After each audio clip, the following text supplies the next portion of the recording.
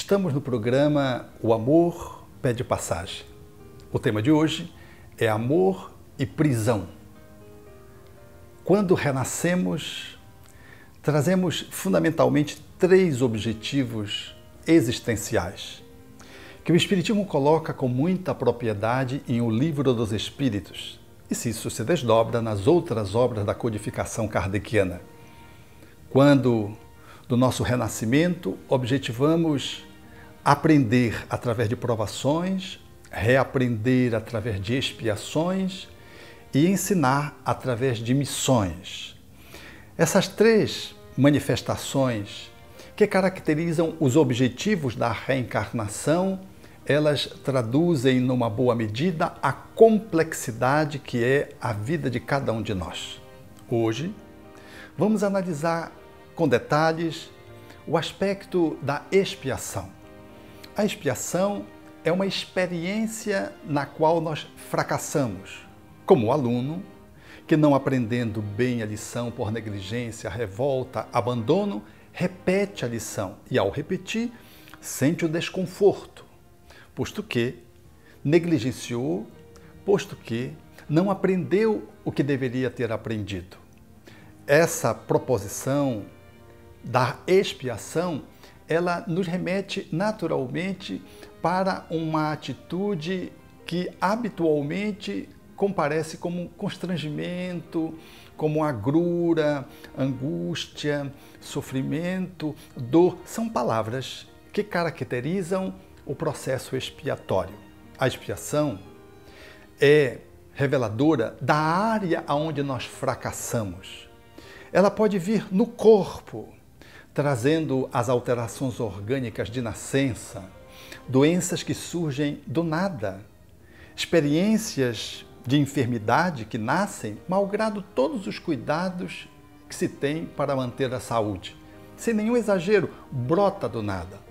São processos, portanto, que vêm desde o nascimento ou surgem num dado momento da existência, sem que a medicina consiga encontrar uma causa plausível, ou quando encontra, não consegue explicar, por exemplo, pela via da genética, porque esse traz a alteração e o outro filho não apresentou, ou porque nós trazemos e o meu irmão não, por exemplo. Mas a expiação, ela também se revela não só nos aspectos biológicos, orgânicos, da nossa instrumentação física, ela está configurada, às vezes, numa relação familiar. Quando nós renascemos como pai, filho ou irmão de alguém com quem nós tivemos uma encrenca não superada, alguém que nós lesamos e que hoje, por exemplo, nos cobra uma pendência interna. É como se guardássemos um débito na contabilidade da vida junto com aquela pessoa ou junto daquela pessoa. Ela ressurge e traz do inconsciente profundo, tanto quanto nós mesmos, a necessidade de nos cobrar e nós sentimos uma necessidade de pagar, como que. E aí, quando isso surge, o processo até que flui, mas às vezes a cobrança é demasiada.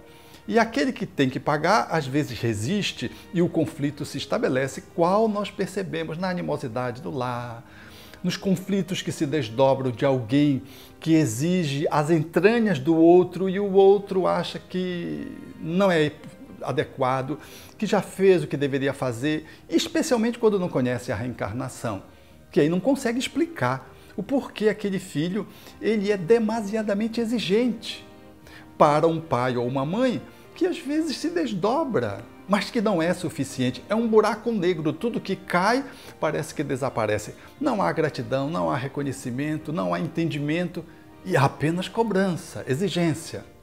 Ali está uma expiação. Alguém que está refazendo a posição de mãe, de pai. E a gente reconhece isso quando aquela mãe e aquele pai sente, sofre, paga, mas reclama. É diferente da postura de alguém que missionariamente vem nessa posição por amor. Porque quem vem por amor não reclama. Simplesmente vai fazendo com nobreza, com leveza. Mas quem está expiando, não. É duro para quem está expiando pagar. Há suor, lágrimas e às vezes até sangue, porque há circunstâncias, às vezes, que chegam às raias da violência, naturalmente não desejáveis, não programadas, mas quando o conflito ele se desdobra para o nível da irracionalidade, às vezes ele toma contornos de gravidade fundamental, de não superação, e às vezes toma matizes policiais. São expiações, mas que também não estão só nessa relação com o corpo, na relação familiar, às vezes está na relação com a vida, com o país, com a cidade onde a pessoa renasceu. Está às vezes numa profissão que a pessoa desenvolve ou que ela não conseguiu fazer, desejando muito fazer aquele caminho profissional, e a vida sempre como que cortou essa possibilidade. É como se a pessoa estivesse vivenciando uma conspiração negativa e ela diz, puxa, parece que eu tenho uma má estrela. É uma forma coloquial de dizer de que ela não consegue alcançar aquilo para o qual ela faz muito esforço, mas parece que a vida de sempre lhe diz não. Não estou falando da acomodação, daqueles que reclamam sem fazer jus. É aqueles que fazem jus, mas não chegam lá. Funciona essas ocorrências como se fossem uma prisão. A pessoa quer conseguir isso e não consegue. Quer ter um bom relacionamento e não consegue. Quer ter saúde e não consegue. A pessoa quer chegar num lugar e parece que a vida lhe cobra muito caro. É a expiação de alguém que não consegue mudar de faixa evolutiva, econômica, social, de alguém que não consegue se sobrepor a si mesmo, salvo com muito esforço. E a pessoa queixa-se de que ela experimenta um movimento de aprisionamento. E para se libertar da prisão, o que fazer? Vejamos no próximo bloco.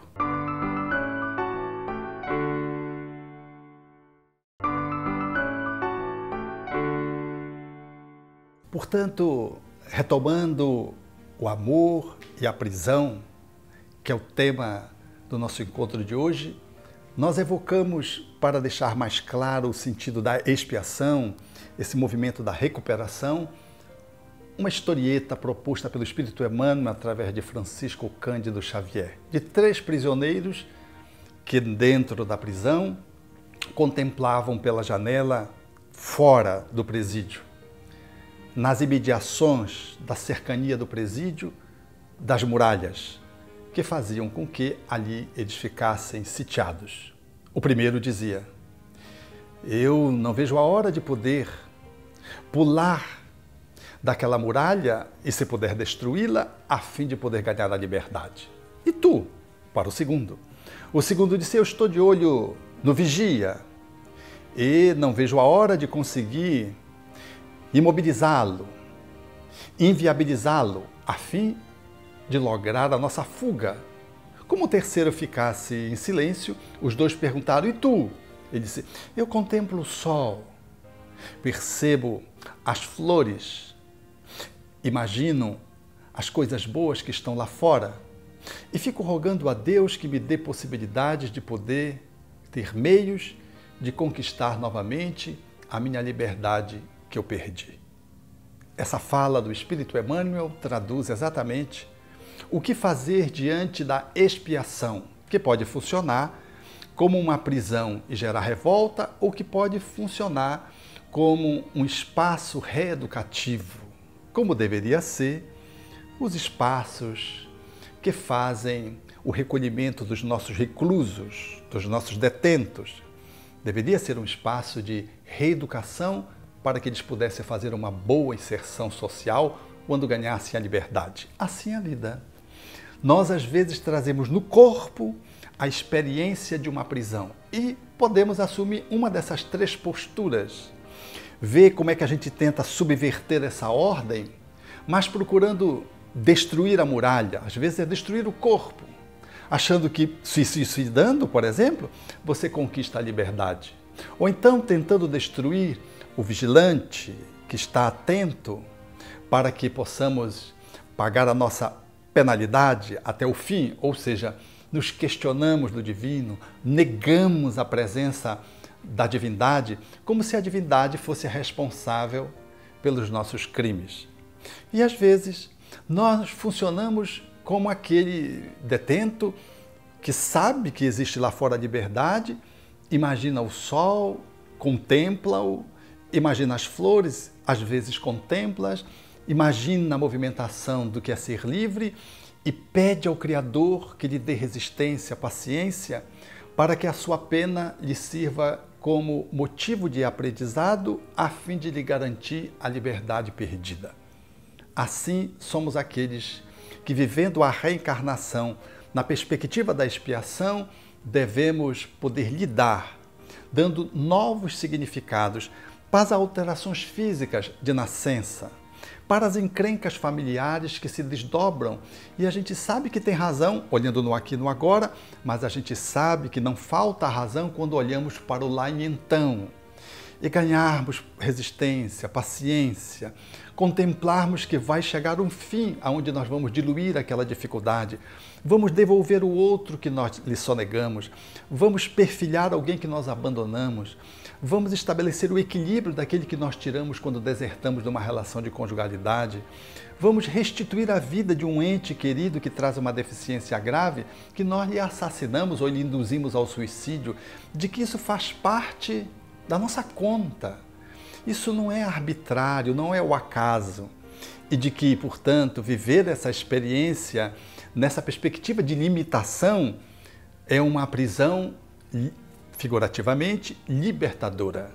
De saber que, às vezes, não fazer atividade profissional que desejaríamos estabelecer, desempenhar, que não conseguimos chegar lá, de que talvez, se a vida nos disse não muitas vezes, a despeito de todos os nossos esforços, é que a gente precisa desenvolver outras coisas, outras habilidades e valorizar aquela que era o nosso sonho, que nós não chegamos lá.